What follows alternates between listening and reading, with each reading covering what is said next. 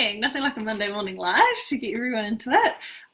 So I asked a question last night, and that was, what can I help you guys with? Because often I'm helping with, like, I'm sharing things from what my clients need, or what I need, or often it's both. And so I got one idea that is helping you guys with managing your sweet cravings, and I've put together a bit of a blog around that, and so I can add this video to it, and then it's a resource for you. And so really my approach to managing your sweet cravings is, first of all, it's most likely,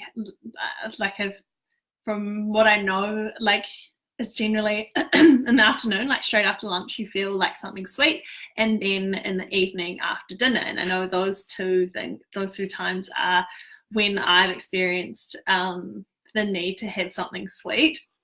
And so it's the idea of my approach is that it's not so much about depriving you from those sweet cravings. It's about crowding out the not so nourishing foods and crowding in what is actually going to nourish you and provide you with some sustained energy. And just effect on sugar and the effect of the brain. So just a bit of a backstory for me. My first job out of uni was with a chocolate company, and I became really addicted to sugar, and I was really embarrassed about it. And I didn't admit to it for ages, even to my boyfriend. And I would get into these spirals of, once I started, I just couldn't stop. And yes, that's an extreme version of it, and most of us are just battling the, like, biscuit jar in the afternoon, and once you start, you can't stop. And you have one, and then you have five, and also just boredom in the afternoon at work, maybe, where you just want to go and get a muffin or something sweet. And so I'm aware that, like, my initial experience with sugar addiction was on the extreme scale, because I was surrounded by chocolate, and it was constantly like, oh, we've got this new product, do you want to try this? And next minute I was eating way too much sugar.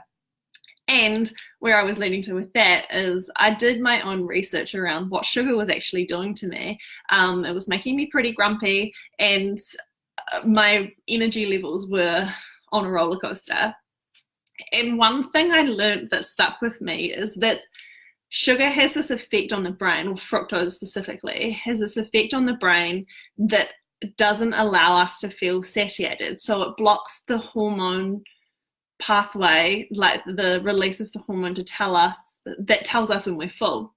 And so eating sugar every day and giving into our sugar cravings can actually be the cause of overeating, because in general, because we never feel that full, satisfied feeling. We're constantly searching for more.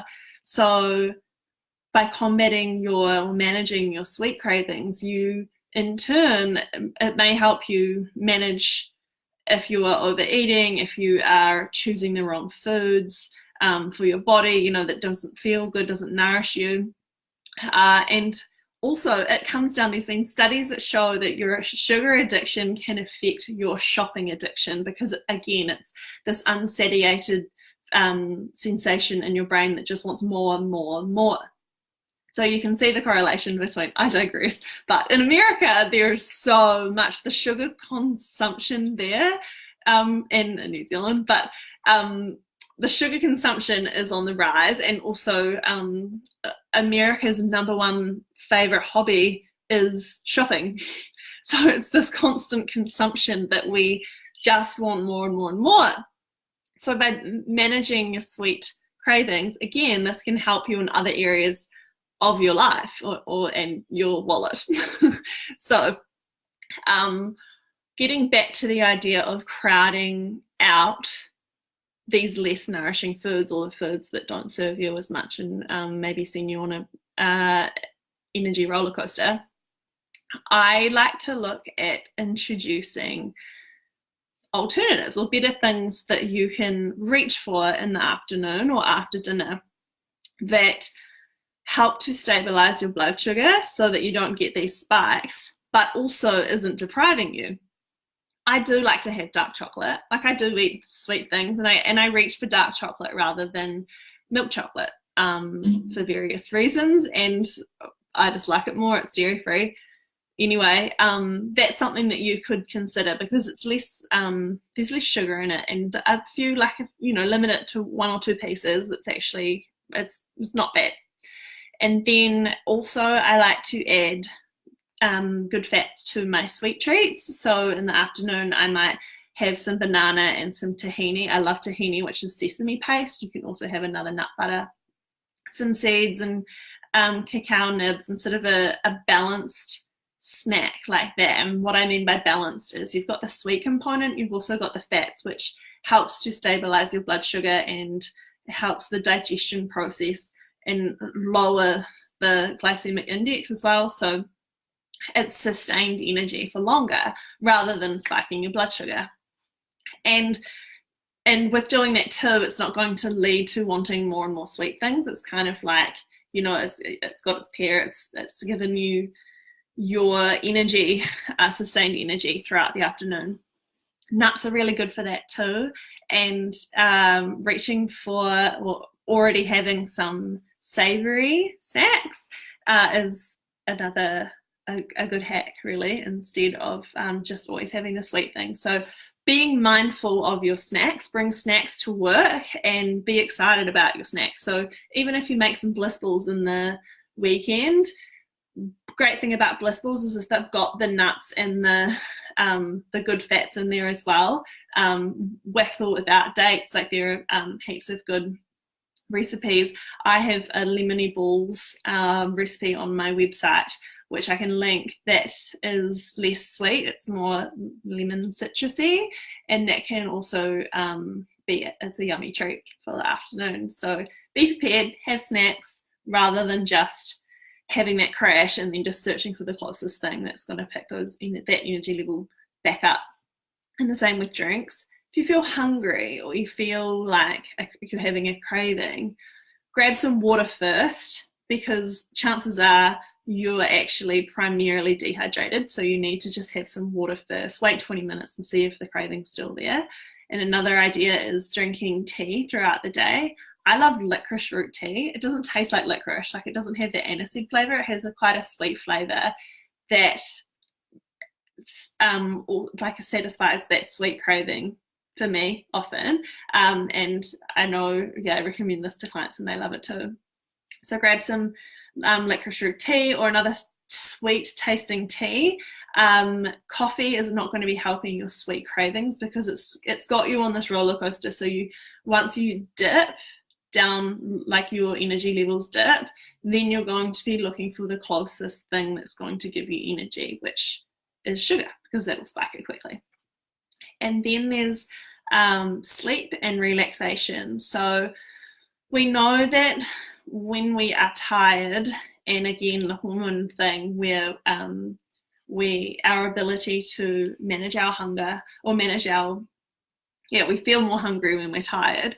So again, the energy we're going to search for first is in sugar.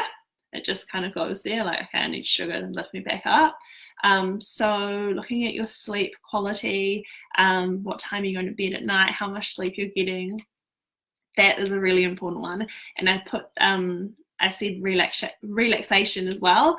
We need something in our day that helps us to come back to our center, and, as I call it, fill our cup, to unwind and manage the stress that's going on in our body and our whole system and our mind. And that is an exhausting process. So the stress is, so by working on something in your day that helps you release that stress or relaxation, and I straight away go meditation 100%. It sounds far away from the idea of managing your sugar cravings, but it's exhausting to constantly be in that fight or flight mode and that stress state. So once we deal with that, we are actually able to manage our energy levels a lot easier, and things become a lot more calm and grounded. And so, looking at your sleep and a meditation practice or something to wind down is really important too. And then another thing I wanted to mention, the third thing, is cravings are generally, they're a complex thing, and they've often got a psychological component to craving, which is not just, you know, your body craving stuff and being intuitive with what it's telling you, but it's also, you know, like what's going on for you. Like, do you feel out of alignment in some area of your life, you know, like in your relationship, in your career, or some area that may be bringing you stress, or it may just be that you're lacking satisfaction in that area. Straight away, have a look and see what is there for you or what is missing, because that might be the one thing that, you know, you then turn to sugar, sweet things for that sense of satisfaction. It may be like, most commonly is the sense of lacking excitement or lacking connection in relationships as well. And so maybe an idea of that could be firstly addressing that and just opening up and being real and having a conversation with someone about that. And also just thinking, an idea came to mind of after dinner, when you've had your dinner and it's like usually you reach for ice cream or whatever your sweet treat thing you like is, try and crowd that out with an alternative thing that's fun. So that might be going, you might laugh at me, this might not sound fun at all, but going for a beach walk. I love doing that after dinner, or calling a friend, or, you know, reading a book or watching your favorite show, being mindful not to stay up late watching like 3 or 4 or 5 shows, because then that affects your sleep. But start to incorporate things that do light you up, that you do love, that isn't sugar or isn't sweet things. There are so many other things in life that are sweet, and we need to bring more of that into our life, so we're not just turning to a dessert for our satisfaction. So I'm going to pop this together with, I've got a blog written up that I wanted to share as a cool resource. And if this has been helpful, please reach out. If you need support, please reach out. And if you would like to talk with me further on that, we can even have a discovery session, which is about a 20-minute phone conversation, to discover what it's like working with me, and if we're the right fit, you can ask all the questions, because I do cover this in my 10-week program called Make Your Healthy Happen. So reach out if you need me, and if not, put some of these practices to work this week, even if it's just one. Just being organised with snacks is a good place to start. Awesome. Have a good week.